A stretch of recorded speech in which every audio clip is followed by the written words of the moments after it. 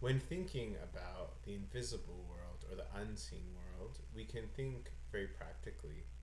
If we look at the electromagnetic spectrum, which is the wavelengths of light, humans see very small portions of it. So there's many things occurring that our eyes can't pick up, that our senses can't pick up. The same with hearing. There are certain hertz range that humans can pick up, but there's many other sounds that we are not perceiving. So what this lends to, from a scientific perspective, is much of reality we are not perceiving, but it doesn't mean it doesn't exist. And so invisible worlds are very helpful to start to contemplate and to comprehend in whatever way that you can, understanding that there's very little that you're actually picking up on. And you are making, from the very little that you pick up on, a very concrete reality that doesn't exist. And so it can be so helpful to start to open up to first the idea that there are dimensions of this reality that very much exist but we do not perceive, and stop being so concrete.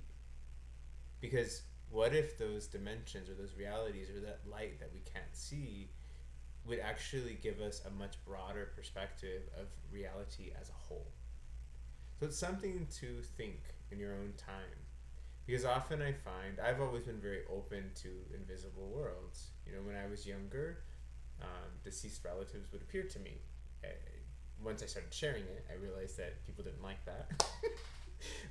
But that's what I think happens for a lot of people. Is many people are tuned in to different things, but they're often taught that those things are bad, and they disconnect from those, which is okay. If you don't want to do that, that's fine. Or if you don't want to contemplate your reality, that's fine.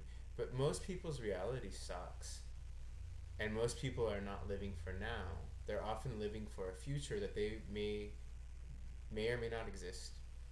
And so it's becomes so important to be able to experience life now and to turn on our senses more, not be so swept up in thoughts and logic and what we can see, because there is senses that can perceive other things. For example, when I talk about energy work, many people are like, I don't know what you're talking about. But you do know what I'm talking about.